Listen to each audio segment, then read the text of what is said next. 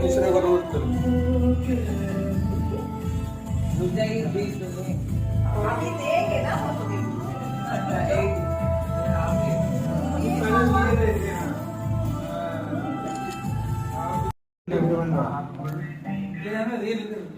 दोनों काटो ना।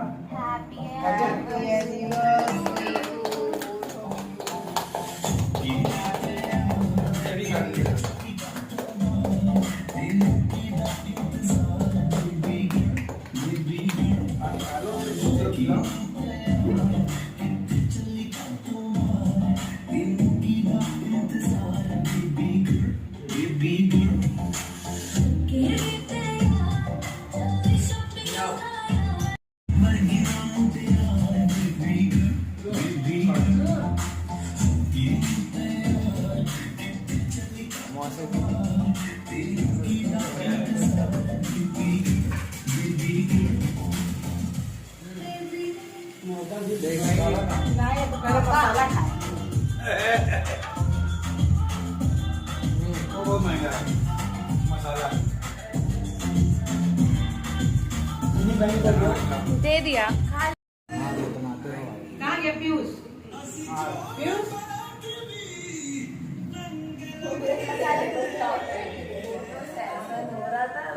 ले ले।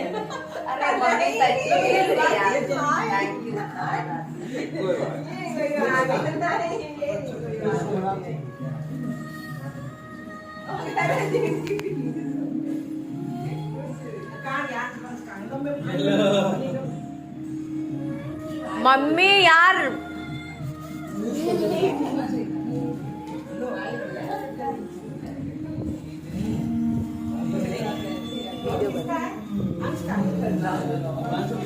लाओ लाओ लाओ।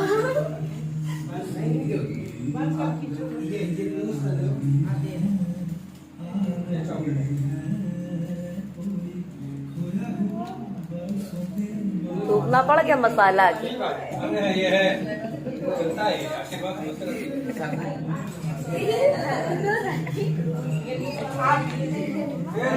पापा को लो मम्मी दे रही, ये बढ़िया। पापा का आशीर्वाद मिल गया। हम लोग रख लेंगे तब।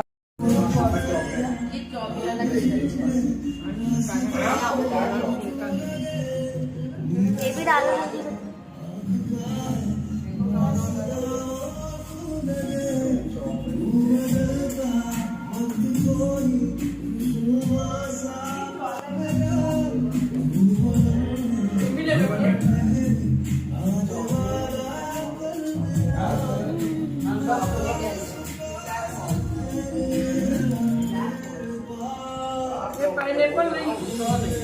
जिसने सूरज चांद बनाया, जिसने धरती को चमकाया, हम उस ईश्वर के गुण गाएं। तो मैं यही सोचता था कि किसने बनाया, हम किसका गुणगान करें। ये मेरे कक्षा 8 से ये मेरे आत्मा में हलचल मचता था। लोग कहते थे ये ईश्वर है, कोई कहता था ये ईश्वर है, कोई कहता था ये, लेकिन मेरा हलचल वो खत्म नहीं होता था, क्योंकि मुझे लगता था जब ईश्वर एक है तो ये इतने अनेक कहाँ से आ गए। मेरा सवाल ये था, लेकिन परमेश्वर ने ये मेरे लिए चुन रखा था और ये प्रकट मुझे उस समय से हुआ। ये 2003 या 4 के शुरुआत, 3 के लास्ट या 4 के शुरुआत में ये वचन हमको मिला था। लेकिन मैं उस समय इतना तेज नहीं था। मेरे जीवन में बहुत बड़े बड़े चमत्कार पिता ने किया है। जैसे आपने बोला, ऐसे एक गवाही है मेरे नाती का कि मैं ड्यूटी गया था और इसको नींद नहीं आती थी, तो मेरी वाइफ ने और मेरी इसकी मम्मी भी थी शायद उस समय, थी ना, तो इन लोगों ने, इसको नींद नहीं आती थी तो डॉक्टर से बोल के नींद की दवा ले आए। नहीं, इसके पास वो दवा रखी थी, हमेशा हम लोग इसको दवा तो आधी चम्मच देते तभी ये सोता था। थे इनको, तो ये सो जाता था। उस दिन क्या हुआ कि एक बार इन्होंने दे दिया था, अब दोबारा ये भूल गए थे कि हमने दिया है, दोबारा दूसरा डोज दे दिया। अब ये मेरे पास 4 बजे शाम को, मैं ड्यूटी पे था, फोन आया कि अंश, हम लोग अंश करके बुलाते थे, तो अंश आंख नहीं खोल रहा है और हम लोग हॉस्पिटल लेके जा रहे हैं। तो लाल बंगला में चंदन खेड़ा बच्चों का वो है क्या नाम स्पेशलिस्ट, उनके पास ये लोग लेके गए। मैं वहीं से प्रार्थना करता करता, मुझे कुछ नहीं सुझाई दे रहा था, मैं पिता से ही प्रार्थना की। नहीं, हम लोगों ने कहा कि अंश आज बहुत देर तक सोया है, इसको उठाओ।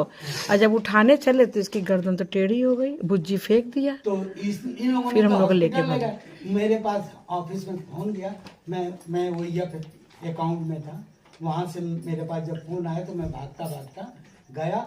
मगर मैं टेम्पो में बैठा हूँ, मेरा दिमाग इसी पर है और पिता पर है कि पिता आपने कहा कि जो मुझे राई के दाने के बराबर विश्वास करेगा उसका घराना उद्धार पाएगा। ये मेरी बेटी का बेटा मेरे पास रहता, मुझे कलंक होने से बचाना पिता, और इसे आप ही चंगा कर चुके हैं, ये मेरा पूरा विश्वास है।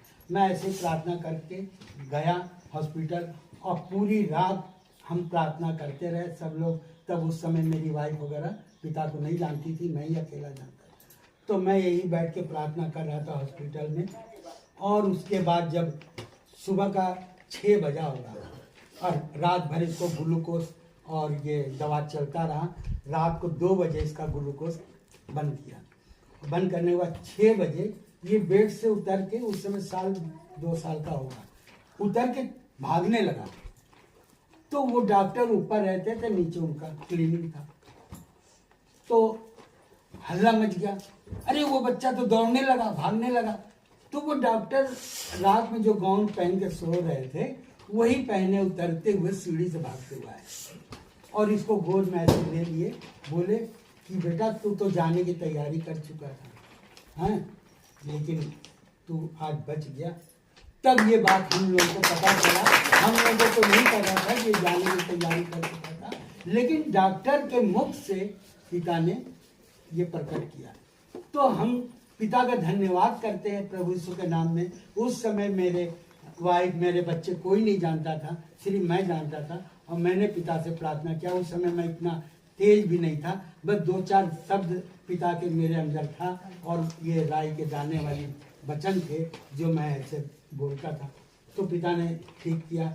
उसके बाद मेरे पोते के साथ भी हुआ, फिर हमारी माँ के साथ भी हुआ, हैं। तो गवाहियाँ तो बहुत बड़ी बड़ी है। जो पिता ने, डॉक्टर ने कह दिया था कि इनका पेसमेकर लगेगा मेरी माँ को और 1,36,000 का खर्चा। अब मैं लाल बंगले में जो पैसा था मेरे पास पूंजी, मैंने ये भी नहीं सोचा कि मेरे बच्चों का शादी ब्याह कैसे होगा। मैंने इन लोगों के वाइफ के बच्चों के कहने पे मकान ले लिया जो आज हम हैं, और लोन पर भी ले लिया। जो मेरे पास था सब निकाल के ले लिया। उसके बाद मेरी माँ बीमार पड़ गई, कार्डियोलॉजी में 12 दिन थी और डॉक्टर ने कहा था 1,36,000 लगेगा। मैंने कहा हे पिता, मेरे पास तो अब एक पैसा नहीं है, हम कहाँ से लाएं? मेरी बहनें, मोहल्ला तो नहीं जानता, लेकिन मेरी बहनें ही मुझे कह के मुझे मार डालेंगी कि मकान लेने के लिए पैसे थे और माँ के इलाज के लिए नहीं है। तो पिता आप ही मेरी माँ को इस बीमारी से छुड़ा के और घर ले गया। और वो मेरे मोहल्ले का एक लेडीज और थी, उसका भी पेस मेकर लगना था। 2 लेडीसें थी, 4 जेंट्स थे, और रोज एक का नंबर आता था 2 दिन बाद, और कहता था आप पैसा तैयार रखिएगा, आपका नंबर है, आपका नंबर है। और वो पिता का धन्यवाद करते। पूरी रात मैं सोता नहीं था। मैं रात भर पिता से यही मांगता था कि पिता आप तो सब कुछ जानते हो ना, क्योंकि आप तो कहते हो ना कि तू अंधकार में भी रहेगा तो मैं तुझे ढूंढ लूंगा, तू पाताल में रहेगा तो मैं तुझे ढूंढ लूंगा। तो आप तो सब कुछ जानते हो कि मेरे पास पैसा नहीं, हम अपनी माँ के लिए कहाँ से लाएं। फिर भी मैंने मुंह खोला कि मेरी 4 बहनें हैं, अगर 25-25 हजार का भी मदद करेंगी, हम तो सरकारी जॉब करते हैं, अदा कर देंगे और लौटा देंगे। और एक मेरे चचेरे भाई है, वो तो बहुत ही पैसे वाले थे, उनसे मैंने 25,000 रुपया मांगा। उन्होंने ना कहा ना हाँ कहा। और हम सोचे शायद घर जाके मियाँ बीवी राय मशवरा लेके तब देंगे, हम ये आशा लगा। पता चला कि वो आए नहीं, ना मेरी माँ का हाल चाल पूछा कि क्या है, और किसी ने मदद नहीं किया। लेकिन उस परमात्मा ने मेरी मदद की कि जिस दिन मेरी माँ का ऑपरेशन था, डॉक्टर ने मुझसे कुछ नहीं बात किया, आया और नब्ज पकड़ा, सिस्टर से बोला इनको छुट्टी दे दो। तो मैं उसके पीछे पीछे जाने लगा कि डॉक्टर साहब आप इनका ऑपरेशन होना है और आप करें इसे छुट्टी दे दो। फिर अब किस चीज का ऑपरेशन करें, तुम्हारी माँ बिल्कुल चंगी बनी है, अब ऑपरेशन करें। तो ऐसे पिता ने काम किया, वो रुपए भी बचाया, मेरी माँ का जान भी बिना बचाया। पेसमेकर के 6 महीना रही फिर चली गई। हाँ, तो फिर वो नहीं 6 महीना का ज्यादा रही, काफी घूमी फिरी उसके बाद। लेकिन चमत्कार ये कि डॉक्टर ने कहा कि इनको किस बात का ऑपरेशन करेंगे, कोई दिक्कत कोई नहीं दिक्कत नहीं चाहिए। और फिर मैं पिता का बहुत बहुत धन्यवाद करते हैं कि पिता ने बहुत बड़े बड़े काम किए हैं प्रभु यीशु के नाम में। तो इसके लिए हम जितना भी जो कुछ भी है वो सब उसका है। तो ये हड्डी, ये मांस, ये नसें, आज माँ के गर्भ में हम सबको कैसे उसने चुना। और वचन में लिखा है कि मैंने तुझे माँ के गर्भ में तेरी हड्डियां बढ़ा। तो कैसे वो बनाए, ये सोचने वाली बात है। अगर मनुष्य बनाता है तो क्या उसमें सांस डाल पाता है? लेकिन परमेश्वर ने बनाया तो उसमें सांस भी डाल दिया। आज मनुष्य कहता है आज इसका जन्मदिन है, देखा जाए तो उसका जन्मदिन जब वो पैदा होके बाहर आता है उस दिन नहीं है, उसका तो जन्म पेट में ही हो गया जब उसके अंदर सांस पड़ गई। जन्म तो अगर जब तक सांस नहीं दी तो जन्म कहाँ? तो परमेश्वर ने उसके अंदर सांस डाल दिया। उसका जन्म हुआ। तो अभी जैसे वचन में बोला ना कि सांस से कह कि हड्डियां मतलब जुड़ जाए, ऐसा इकट्ठा हो। तो ये किसने कहा था? आदेश किसने दिया? परमेश्वर ने यजकेल को कहा कि तू हड्डियों से बोल। आज हमारे मुख से कौन बोलता है कि तू बोल? परमेश्वर। उन्होंने कहा ना कि जब तू बड़े बड़े सभाओं में खड़ा होगा तो मुंह तेरा रहेगा, बोलने वाला मैं हूँ। लेकिन यहाँ पर बोलने वाला मैं हूँ। परमेश्वर ने कहा कि बोलने वाला मैं हूँ, मुंह तेरा रहेगा। लेकिन हमको ये भी समझना है कि ये परमेश्वर की ओर से है या शैतान की ओर, क्योंकि इसी मुख से शैतान भी बोलता है। परमेश्वर भी नहीं दिखते, शैतान भी। कार्य दोनों करते। परमेश्वर अच्छा काम करता है लेकिन दुष्ट नुकसान करता है। जैसे कि अभी ये गुड़िया बहन ने भी बोला कि मेरा सारा काम हो गया। अब मैंने कहा कि तू पैसे का घमंड दिखाता, मेरे साथ पिता परमेश्वर है। तो इसने किससे कहा? परमेश्वर। परमेश्वर ने इसकी आत्मा को सुना, क्योंकि सांस किसने दिया? परमेश्वर ने। इसने हृदय से बोला, आत्मा से बोला कि मेरे साथ मेरा पिता है। तो आज पिता ने वो चमत्कार दिखा दिया ना। तो ये सब हमारे मुख के द्वारा निकलता है, ठीक है। और परमेश्वर तो इतना महान है कि जो भी मानेगा चलेगा पिता उसके साथ। ये नहीं देखता, क्योंकि वचन में लिखा है मैंने तुझे आत्मा नाप के नहीं दिया। ये नहीं कि तुमको 1 किलो तौल के डाल दिया, तुम्हारे अंदर आधा किलो डाल दिया, तुम्हारे अंदर पाव है। आत्मा सबको उन्होंने बराबर दिया, लेकिन उस आत्मा के द्वारा मुझे काम सिखाते हैं। तो कब सिखाते हैं? जब अभी जैसे आपने बताया ना, हरिचंद्र भाई ने क्या बोला कि यीशु ने कहा जो डाली मुझ में नहीं रही। अब पेड़ है, लौकी फल रही, अमरूद फल रहा, सेब फल रहा, लेकिन अगर आज इतना बड़ा सेब हम डाली से काट के अलग रख दें, फिर उसके बाद क्या वो बढ़ेगा? नहीं बढ़ेगा। तो इसी प्रकार वो हमारा गुरु क्या है? डाली है, और हम सब उसके तरीके मतलब फैले हुए। वो पेड़ हमारा और हम लोग मतलब फैले हुए हैं ना, सब उनके डालियां हैं।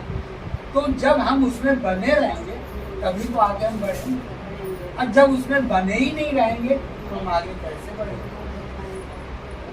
तो वचन को हमें समझना है कि जो डाली मुझ में बनी रहेगी वो फलवान होगी, और जो नहीं फलती है उसे क्या करते, काट देते हैं। और जब काट के डाल देते तो क्या होता है, वो हरी भरी रहती है, नहीं, सूख जाती है। सूख जाती है ना। तो कोई चूल्हे में जलाता है, कोई आग ऐसे जला छोड़ देता है, तो क्या होता है, जल के राख हो जाता है। इसी प्रकार हमारा ये शरीर है। अभी बनी ने क्या बोला कि मतलब मनुष्य दो प्रकार है।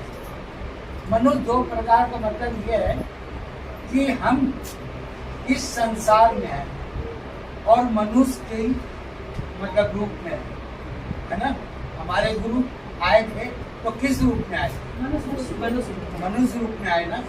तो कितने उनको कष्ट हुए लोगों ने उनको कोड़े मारे, 39 कोड़े मारे हैं और 39 बीमारियां हम सबके शरीर के अंदर आए और हर बीमारी के लिए उन्होंने एक कोड़े खाए। अगर आज हम उनको अंदर, अंगीकार का मतलब क्या होता है, अंग से लगाना। तो जब हम अंग से लगाते हैं तो क्या शैतान मेरे अंदर घुस पाएगा, क्योंकि उन्होंने 39 बीमारियों के कोड़े खाए हैं। आज वो परमेश्वर ने अपने इकलौता पुत्र को बलि दिया, मतलब उनको उस पे चढ़ाया, उसके एक एक लहू से हम लोग मोल लिए गए। आज हम लोग मोल लिए गए, परमेश्वर ने उनके खून से हम सबको खरीद के इकट्ठा किया। हम इसकी कीमत हमें समझना है कि वो महान शक्ति जो परमात्मा, जिसको दुनिया नहीं जानती, वो भगवान कहती है और भगवान में दूसरे को देखती है, लेकिन ये नहीं जानते कि भगवान आप सब भी हो। अगर हम आप सब से कहें कि भैया एक गिलास पानी वहां से ला के दे दो, आप उठ के दे दोगे, लेकिन जिसे ये भगवान कहते हैं ये क्या उठ के दे पाए। ये भगवान को तो उल्टा हम खाना खिलाते, कपड़ा पहना, ठंड न लगे है? तो हमारा परमेश्वर को क्या हम खाना खिलाते हैं, वो हमको खिलाते हैं और वो नहीं समझ पाते कि खाना मुझे कौन खिलाता है। सिर्फ परमेश्वर की बड़ाई करनी तो किसी को करनी हमें वो नहीं करना है, लेकिन हम बता रहे हैं कि क्या हम परमेश्वर को खाना खिलाते हैं। परमेश्वर मुझे लोग लक्ष्मी नारायण गुप्ता के नाम से जानते हैं, लेकिन बचनों में लक्ष्मी के नाम से ज़्यादा जानते हैं। तो ये जब बचन आया, मैं बहुत बीमार था, तो मैं एक दिन बिरहाना रोड गया, तो एक खैया जो डॉक्टर थे वो चाइनीज थे, तो उनके दुकान पे मैं गया, तो मैं ऐसे कांपता रहा जैसे कोई दारू पिया हो और वो चल रहा हो और लड़खड़ा रहा हो, इस तरीके का मेरा पोजीशन था। तो जब मैं वहाँ पहुँचा तो उसने कहा कि ये हमारे भाई हैं भूपेंद्र सर, मौसी का लड़का, इनसे थोड़ा पिता के बारे में सुन लो। तो मैंने कहा अच्छा। तो मैं उनके दुकान पे गया, उनका दान का दुकान था, तो उन्होंने मुझे 2-3 शब्द ऐसे बोले। पहले तो खुल के उन्होंने कहा तुम्हारे कितने बाप हैं। तो मैंने कहा अरे सबके एक बाप होते हैं, कितने बाप कहाँ हैं। तो कहने लगे कि नहीं। तब फिर वो संसार पे आ गया कि किसको मानते हो क्या है। तो मैंने जब बताया तो कहने लगे कि नहीं, परमात्मा एक है, जिसने हम सबको सांस दिया है वही परमात्मा है। और इस तरीके से 2-4 वचन बताए, और बताने के बाद क्या हुआ कि जैसे मेरे अंदर वो ताकत बल आ गया, और मैं जब गया अपने घर पैदल बिरहाना रोड से कंटोनमेंट बोर्ड की तरफ, और जब मैं पैदल गया तो मैं कोई लड़खड़ाया नहीं। तो मुझे लगा कि इसमें कुछ है। तो मेरा परमात्मा ने मुझे चुना था, क्योंकि बचन में कहा ना, तूने मुझे नहीं चुना मैंने तुझे चुना। तो परमात्मा ने मुझे आज चुना था, तो मुझे उसी वक्त ये बातें मेरे अंदर छू गई।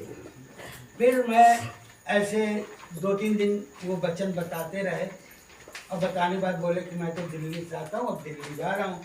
तो मैंने कहा कौन बताएगा वचन। कहने लगा अगले महीने में हम आएंगे फिर बताएंगे। तो हमने कहा फिर अभी कौन सिखाएगा। तो उस समय मेरे पास बुक भी नहीं था। तो उन्होंने कहा एक बुक खरीद लेना और तुम इसको पढ़ना। तुमको बैठने का साधन तिवारी जी के यहाँ कैलाशनाथ तिवारी, हाँ कमलेश के भैया। हाँ कमलेश के वहाँ तुम्हें बैठने का स्थान बता रहे। तो हम जब गए तो वहाँ पे 5वां या 6ठा नंबर मेरा था। वहाँ कोई लोग नहीं, बस 4-5 लोग थे। हम जाते थे तो एक तो हम सरकारी जॉब भी करते थे, हमें छुट्टी मिलता नहीं था। वो कहते थे कि ये सीखने के लिए मंगल को रखते थे। अब हम ड्यूटी करें कि मंगल को हम सीखने जाएं, तो संडे को तो हम चले जाते थे वचन सुनने के लिए। तो पिता का धन्यवाद करते हैं कि कुछ तो वचन मैंने कमलेश के मुख से भी सुना और समझा, लेकिन ज़्यादातर पिता ने हमको सिखाया।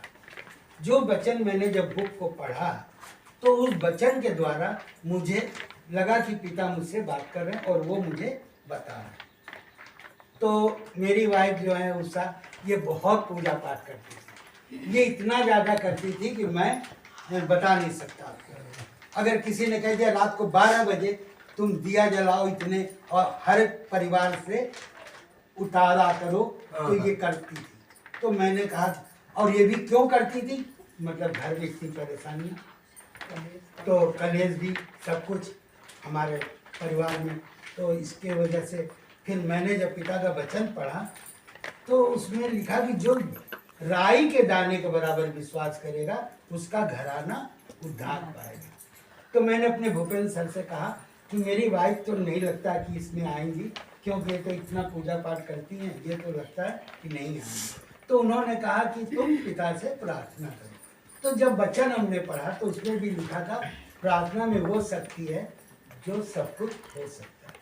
तो मैंने उसी समय से प्रार्थना में मांगने लगा कि पिता आपने कहा जो राई के दाने के बराबर विश्वास करेगा उसका घराना उद्धार पाएगा। तो मैं आज से पिता, मैं अपनी वाइफ, अपने बच्चों को मांगता हूँ, क्योंकि मेरे अंदर ऐसा महसूस होता था कि मैंने तो ये सत्य को जान लिया, तो अब तो मैं मतलब पिता तक पहुँच सकता हूँ। लेकिन ये लोग तो अंधकार में है, ये लोग कहीं मतलब खंडहर में न चले जाएं, तो हमारा परिवार है, तो जब जीवित है ना तो मोह माया तो होता है। हम लोग बहुत चढ़ाई करते थे इनके ऊपर फिर कि आप पता नहीं कहाँ चले गए। और भेजने वाले जबकि यही हैं, शुरुआत में भेजने वाले यही हैं कि तुम जाओ। लेकिन देखिए संसार की बातें जो अभी हो रही थी, इनके अंदर भी डबल लालच था। लालच ये कि मतलब तुम जाओ इसमें और हम रहेंगे इसमें, और दोनों में कोई ना कोई तो काम करेगा, समझ। तो ये बातें इनके था। लेकिन मैंने जब पिता का वचन को पढ़ा तो मुझे लगा कि ये तो गलत है, ये सही है। तो ये जब जन्माष्टमी मेरे घर झांकी देखने लोग आते थे, इतना बढ़िया झांकी सजाते थे, सब कुछ हमारे यहाँ पूजा पाठ इतना होता था, धूमधाम से होता था। झांकी देखने लोग आते थे। मेरा बेटा एक से एक पहाड़ बनाता था, उसमें नाव और पानी में चल रहा है ये सब, और गमले वगैरह कुछ, तो ऐसे सब देखने आते थे। तो ये कहती थी जन्माष्टमी है, ये पूजा का सामान लाओ, ये लाओ।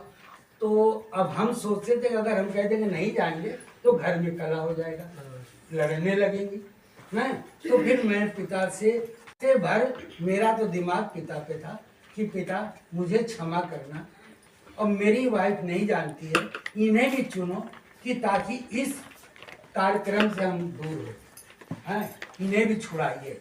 तो ऐसे करते करते पिता ने सुना, लेकिन कहा ना धीरज रख। आज हम गेहूं का बीज बोते हैं तो कितने दिन बाद खाने को मिलता है, तो ऐसे ही हमने धीरज रखा। जब ये वचन पढ़ा तो मैंने धीरज रखा, और मैं पिता से यही मांगता रहा कि पिता मेरे बीवी मेरे बच्चों को भी आप अपने शरण में लो और ये भी सब छोड़ दे। तो फिर ऐसे करके मांगा, लेकिन पिता ने दिया। और इन्होंने 5 साल की 6 साल बाद इन्होंने जब सब तरफ से ठोकर खाया। जब मैं सरकारी नौकरी करता था तो अब तो बैंक में कम मतलब भेज देती है गवर्नमेंट पैसा, अपना एटीएम से निकाल लो। पहले कैश लेने रिजर्व बैंक जाओ, वहाँ से लाते थे हम लोग, तब बांटा जाता था, अफसर लगते थे बांटने। और मैं नया नया नोट लाता था और वो लाके इनके हाथ में देता था, ये जाके ढोंगे बाबा को। और मुझे इतना कष्ट होता था कि महीना भर हम मेहनत करते थे और ये मुट्ठी भर ले जाते ऐसे ही। आपने सुना था जूही लाल कॉलोनी, वहाँ एक पंडित जी थे, वो ऐसे मुट्ठी भर लिया। एक बार तो ऐसा हो गया था, हमने कहा था मेरी अंगूठी रख लो बाबा, लेकिन मेरी बेटी का घर सही कर। हाँ, और ये मेरी बड़ी बेटी मेरठ में है, उसका ये बेटा है हमारे पास, है बचपन से ये हीरे का। तो उसका घर बिगड़ गया। जज परिवार में मैंने शादी किया, बहुत बड़ा आलीशान बंगला था, ये सब देख कर मैंने शादी किया। और शादी करने के बाद जैसा उन्होंने कहा, मैंने खाना पीना, बड़ी बेटी थी, खूब खर्चा किया और खूब दिया लिया। कैश मांगा 2007 में, मतलब उस समय उन्होंने 2 लाख कैश मांगा, हमने 2 लाख कैश भी दिया और पूरा दहेज का सामान दिया, सबको दिया, सोना चांदी सबको दिया। उसके बाद भी मेरी बेटी का घर नहीं रहा। उन लोगों ने ऐसा मारपीट किया, सब कुछ किया कि मेरी बेटी का मुंह सूज जाए, सब कुछ हो जाए। हम जा के गाड़ी बुक करके 20-20 हज़ार में मेरठ जाते थे और लेके आते थे, फिर समझा के फिर भेजते थे। ऐसे बहुत कष्ट उठाया। तो उस कष्ट में इन्होंने जब सब तरफ से हार गई, और मैं इनसे जब ड्यूटी जाता था तो एक शब्द बोलता था, हम जा रहे तुम इस बुक को पढ़ो, तो ये मेरा नहीं सुनती थी। लेकिन जब सब जगह से ठोकर लगा तो इन्होंने कहा कि आखिर क्या ऐसी चीज है कि जो ये कहते ये बुक को पढ़ो। तब इन्होंने पहला पेज पढ़ा उत्पत्ति का, कि सूरज और चांद सब मैंने बनाया। तब इनकी आंखें परमेश्वर ने ऐसे खोला कि पिता ने उसी दिन से ये सारे व्रत रहती थी, तीज व्रत, जीवतिया व्रत, कोई ऐसा व्रत नहीं होगा जो नहीं रहती थी। और पूरा निराजल 24 घंटा पानी मुंह में ना जाए, ऐसा व्रत रहती थी। हैं, हम लोग क्या बिहार में छठ होता है, हम तो हैं यूपी के, लेकिन बिहार साइड के, बलिया यूपी का बॉर्डर है। तो वो छठ में ऐसे डलिया भर के फल और ये सब लेके गंगा जी जाते थे। तो परमेश्वर ने ये दिखाया कि सूरज और चांद मैंने बनाया, तो सूरज को पूजा करने गंगा जी जा रही, नदियाँ मैंने बनाई। तो इनके आत्मा में आया कि मैं ये सब क्यों करती हूँ, जब मैं उनको जान गई तो अब मुझे इसकी जरूरत नहीं। तो इन्होंने सब व्रत छोड़ दिया। मोहल्ले में लोगों ने कहा तुम तो व्रत रहती थी, सब छोड़ दिया। तो ऐसे पिता ने इनके आत्मा में डाला और इन्होंने छोड़ा। फिर ये पिता में इतना लीन हो गई कि आज ये पिता में हमसे भी बहुत आगे, और इतना ज्यादा है कि मैं तो देखा जाता है इनके आगे कुछ भी नहीं हूँ। लेकिन ये रात को 12 बजे 2 बजे गुनगुना रही हैं, वचन पढ़ रही हैं बुक लेके। कभी सच ही है तो सब कुछ तुम ही ये मत कहो। तो ऐसे करती, ये आज भी है, आज भी ये करती है। तो ऐसे चलता रहा, ये सब पिता को जानी। तो हम एक चीज ये कहना चाहते हैं कि पिता परमेश्वर ने जो आज आप सबके मुख से सुनाया, वचन भी सुनाया, गवाहियां भी सुनाई, तो आज हम गुरु को तो देखे नहीं, विश्वास किया ना, कैसे? आत्मा के द्वारा। और आत्मा क्या हम एक दूसरे का देख पाते हैं? घर में परिवार मर जाता है, उसकी आत्मा नहीं देख पाते कि कैसे निकल गया। तो हम तो किसी की आत्मा को नहीं देख सकते ना। तो परमात्मा एक आत्मा है और एक ज्योति है। उसने कहा धरती आकाश टल जाएगा लेकिन मेरा वचन नहीं टलेगा। और वचन ने भी कहा है कि मेरा आकाश सिंहासन है, पृथ्वी मेरे चरणों की चौकी। तो इतना विशाल परमात्मा कहाँ समाएगा? हम इतना बड़ा अगर कमरे में भी रखेंगे तो कैसे रहेगा? वो तो आकाश उनका सिंहासन है और पृथ्वी उनके चरणों की चौकी। तो वो आज उन्होंने कहा मैं अपने बनाए हुए मंदिर में रहता हूँ, मैं मनुष्य के बनाए हुए मंदिर में नहीं रहता। तो आज वो मेरे अंदर कैसे रहते हैं? एक सांस के द्वारा। जब आदम को उन्होंने बनाया तो क्या किया? मिट्टी, जमीन से मिट्टी उठाई और आदम को रच दिया। और रचने के बाद क्या किया परमात्मा ने? उसके नाक में सांस फूंकी। वो सांस जाते ही वो आदम जीवित प्राणी बन गया। तो वो सांस के द्वारा अगर हम इस गहराई को समझे तो परमात्मा मेरे अंदर सांस के द्वारा अंदर रहता है और पवित्र आत्मा उसी को जब